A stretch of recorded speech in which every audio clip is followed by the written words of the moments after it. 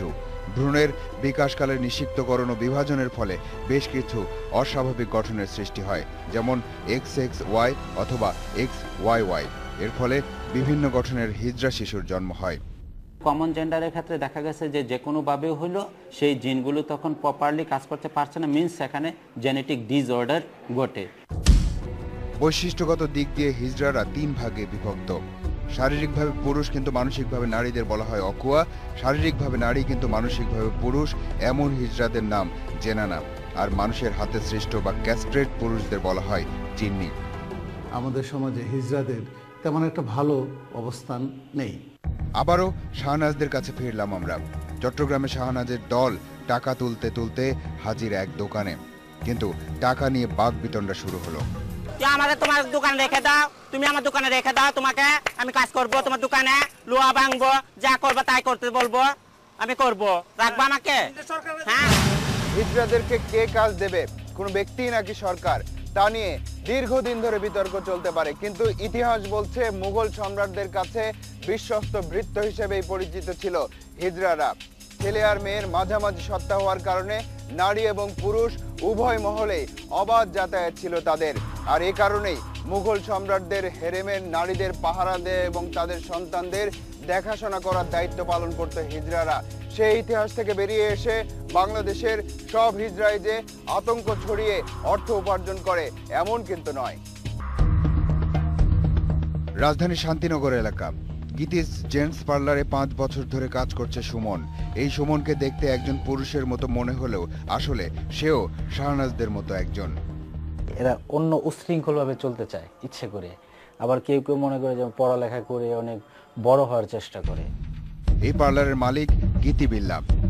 এদের মধ্যে 2-1 জন আসছে যারা নাকি আমার কাছে বলছিল যে আপা চান্দা নেই কেন, আমি তো কিছু করতে পারি না, আমার দিবেন কাজ, তাহলে তো আমি আপনাদের চান্দা চাইবো না। আমি হ্যাঁ দিব কাজ, আসো তোমরা। সেলিম চট্টগ্রামের একটি কলেজ থেকে M.Com পাশ করেছে, তারপর বদলে গেছে, ভারতের একটি রাজ্যে র্যাম্প মডেলিং করে। এখন সে পায়েল। আমি চিন্তা করলাম যে আমি ছেলের রূপে থাকা মেয়ের রূপে থাকার মধ্যে আমি নিজের মধ্যে কোনো ডিসটেন্স দেখতেছি না। সমাজসেবা অধিদপ্তরের পরিসংখ্যান বলছে দেশে হিজড়ার সংখ্যা প্রায় 60,000। শুধু রাজধানী ঢাকাতেই আছে 1,500-এর বেশি হিজড়া। এর মধ্যে 5,000 এখনো পরিবারের সাথে বসবাস করছে। তবে সংবিধানে শুধু নারী এবং পুরুষ এই দুইটি লিঙ্গের স্বীকৃতি দেয়া আছে। তাদেরকে ভোটার আইডি কার্ডে মেল অথবা ফিমেল লিখতে হয়, কিন্তু তারা মেল অথবা ফিমেল কোনোটাতেই হয়তোবা অনেকেই পরিচিত হতে চান না। আবার চট্টগ্রাম নতুন একটা এনজিও করা হবে এমন উদ্দেশ্যের কথা বলে যোগাযোগ হলো ঝুমুর নামে এক হিজড়ার সাথে। লিডারের কাছে গেলে আমরা সবাইকে পাবো। ম্যানেজার কি পাবলিক হবে নাকি? ম্যানেজার আমি চাচ্ছি হিজড়া থেকে। হিজড়া, তাহলে হিজড়া হলে আমাকে ম্যানেজার করে দেন। 4 ঘন্টা পর চট্টগ্রামের পাহাড়তলির রেলওয়ে কলোনি। এনজিও করার কথা শুনে নিজের স্বার্থ চিন্তা করে ঝুমুর হিজড়া আমাদের নিয়ে গেল তাদের গুরুমা আলী হিজড়ার কাছে। হিজড়াদের নিয়ে একটা এনজিও করার ব্যাপারে এবার সরাসরি কথা হবে তার সাথে। এরা শারীরিকভাবে পুরুষ, কিন্তু বেশভূষা আর মননে এখন সবাই নারী। এ কারণেই নারী নাম ধারণ করা তাদের একটা রীতি। আবার বলতেছে কাজ করে খাইতে পারিস না, তুমি কাজ দেন, কাজ সৃষ্টি কাজ দেবো, ওই করে কি আবার লাড়ি নিয়ে পরে। স্ট্রবেরি, লেমন ও অরেঞ্জ ফ্লেভারে ফ্রুটি চ্যাপস্টিক।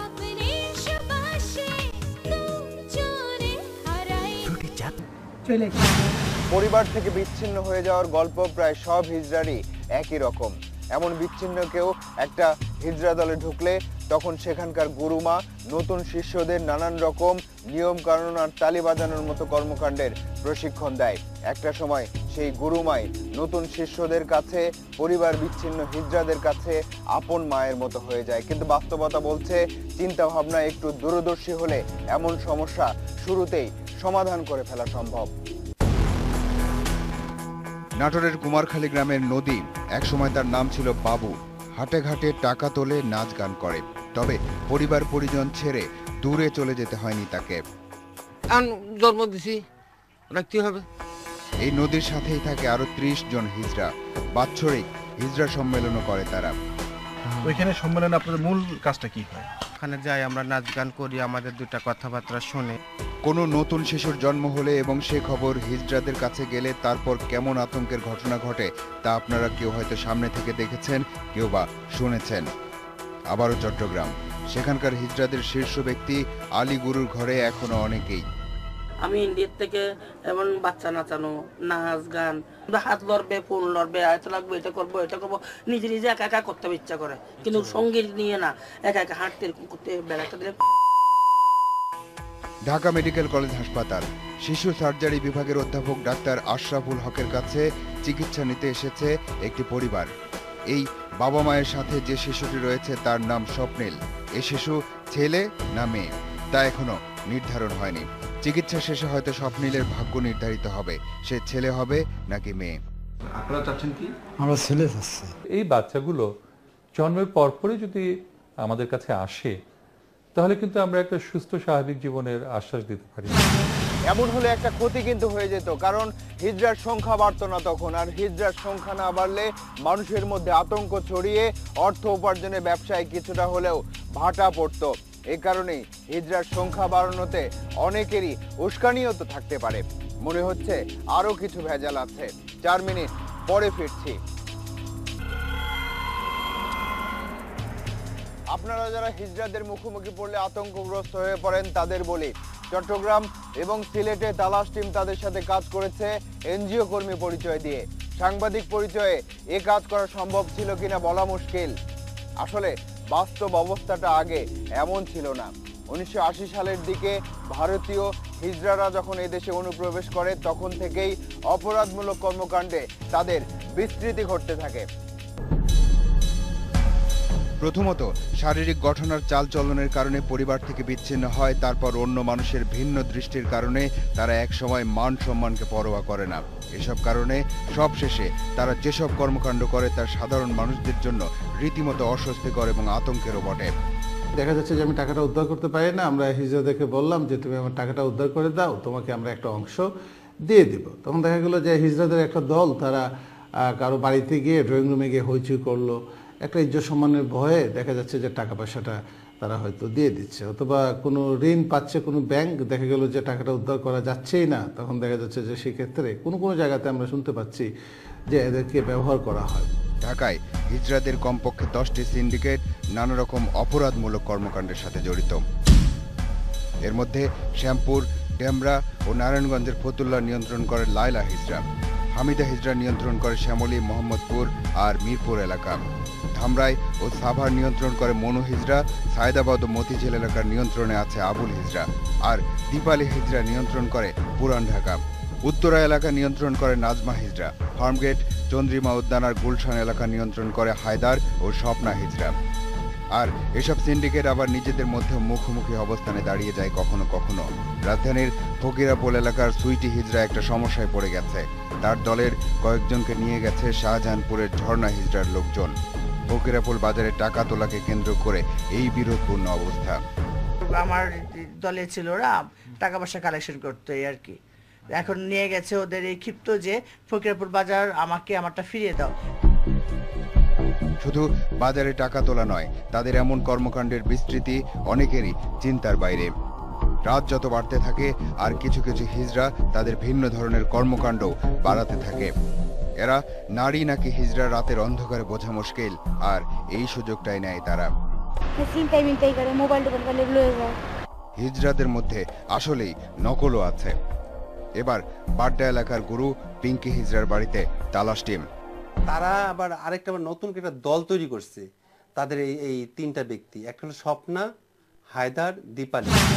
রাস্তায় অথবা সরাসরি আপনার বাসায় এমন ঘটনার মুখোমুখি যদি আপনাকেও কখনো হতে হয় তাহলে হয়তো অবাক হওয়ার কিছু থাকবে না। আর বিরতির আগে ভেজাল আছে বলে একটি কথা বলেছিলাম আপনাদের, এবার চলুন দেখে আসি বেশভূষায় হিজড়া নামধারী কিছু মানুষের ভেতরে আর কি কি ভেজাল আছে। গীতা চট্টগ্রামের হিজড়াদের একাংশের গুরুমা, তার অধীনে আছে প্রায় 200 হিজড়া। পাহাড়তলির ঝাউতলা এলাকার এই বাড়িতেই থাকে গীতা হিজড়া। এবার দেখুন গীতা হিজড়ার আসল রূপ। যা দেখব বলে আশা করিনি তাই চোখে পড়ল। এই গীতার দেখি স্ত্রী, সন্তান, সংসার সব আছে। সিলেটের কদমতলা পয়েন্ট এলাকা, এই বাড়িটিতে থাকে সিলেট বিভাগের হিজড়া নেত্রী গুরুমা সুন্দরী ম্যাডাম। আপনার সিলেটের মেহমান? এই বাচ্চা তাই না? গ্রাম আমার ওই গ্রাম আছে না, ওই গ্রামের মেহমান। এবার সুন্দরী হিজড়ার সিলেটের গ্রামের বাড়িতে। কি নাম ওনার? ফরহাদ। চিনেন তো? কি করেনি? কিন্তু বাসা। তার মানে ফরহাদ মঞ্জিলের মালিক সুন্দরী হিজড়া, শহরে সুন্দরী ম্যাডাম, আর গ্রামের বাড়িতে ফরহাদ। তালাশ টিমের সামনে সুন্দরী ম্যাডামের স্ত্রী। জি না, সেটা এরকম হয় না। এরকম না? জি না, এটা না, সেই রকম হয় না। ফরহাদের স্ত্রী যে তথ্য গোপন করেছে তার প্রমাণ সুন্দরী হিজড়ার মোবাইল ফোন।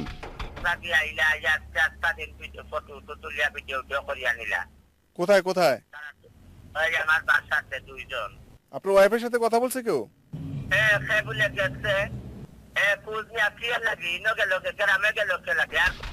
চট্টগ্রামের ঝুমুর হিজড়া এনজিও কর্মকর্তা সেজে তার সাথে কথা হলো। জানা গেল হিজড়াদের নিয়ে ব্যবসাটাও ভালো।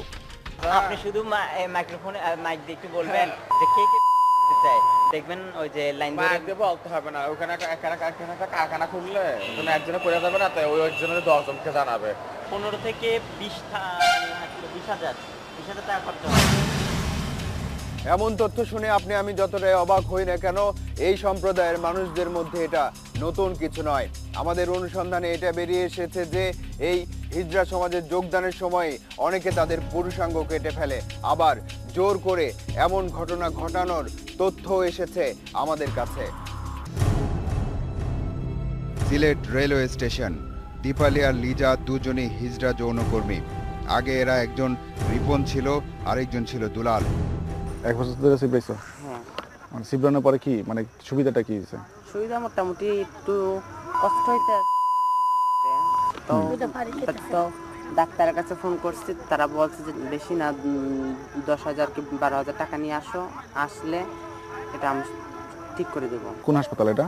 এটা তোমার একটা বাসার মধ্যে। লিজার কথার সূত্র ধরে আমরা এমন একটা হাসপাতাল খুঁজতে থাকি যেখানে পুরুষাঙ্গ কেটে হিজড়া বানানো হয়। ধামরাইয়ের রোম আমেরিকান হাসপাতাল।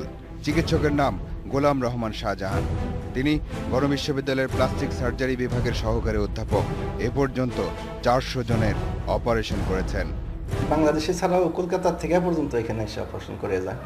প্লাস্টিক সার্জন হিসাবে আমি একজন মানুষের চেঞ্জ করা এটা আমি করতে পারি, দ্যাটস অল। কিন্তু এমনি আইন কোথাও লেখা নাই যে এটা করা যাবে না বা যাবে, কোনো আইনগত আমার জানা নাই। হিজড়া সম্প্রদায়ের কেউ কেউ হয়তো অনৈতিকভাবে তার পুরুষাঙ্গ কেটে ফেললো। এটা কিন্তু একটা মারাত্মক অপরাধ, ফৌজদারি অপরাধ, একজনকে বিকলাঙ্গ করার শামিল। এই অনুষ্ঠানের শুরুর দিকে আমরা আপনাদের 3 ধরনের হিজড়ার তথ্য দিয়েছিলাম, কিন্তু অবাক ব্যাপার হলো পুরো অনুসন্ধানে আমরা কেবল শারীরিকভাবে পুরুষ এমন হিজড়াদের সন্ধান পেয়েছি। আবার স্ত্রী সন্তান সহ দিব্যি সংসার ধর্ম চালিয়ে যাওয়া হিজড়া নামধারীরা এসবের আসল নকল নিয়েও মনে সন্দেহ জাগিয়ে দিয়েছে। এবার যেতে হবে। আজ চলে যাচ্ছি কিন্তু যাচ্ছি না। পরবর্তী অনুসন্ধান শেষে তালাশ টিম আবারও এসে দাঁড়াবে আপনাদের সামনে। দর্শক, আপনাদেরকে নিয়ে আপনাদের জন্য এই অনুষ্ঠান। লিখুন এই ঠিকানায়। প্রযোজক তালাশ, ইন্ডিপেন্ডেন্ট টেলিভিশন, 149 150 তেজগাঁও শিল্প এলাকা, ঢাকা 1208। ইমেইল করতে পারেন talash@independent24.tv এই ঠিকানায়। আপনার অনুসন্ধানী মনের দরজা জানালা খোলা রাখুন। কিছু বেরিয়ে এলে আমাদেরকে জানান। তালাশ টিম থাকবে আপনার সাথে।